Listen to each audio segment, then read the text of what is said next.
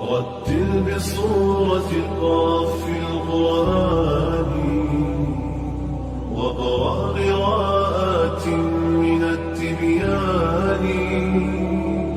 حبل متين مد من رب السماء فسما إلى العلياء بالإنسان. هو للقلوب ربيعها وجلاؤها وملاذها من قسوة الأحزان. وهو الغنى والنور والذكر الذي يسقي القلوب حلاوة الإيمان.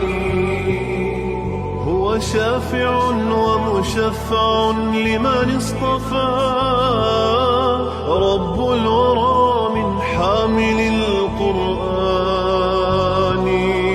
الحافظون الماهرون تعاهدوا آياته متشابها ومثاني. قالوا نرتله ب7 أحرف أكرم بجمع مثقل الميزان.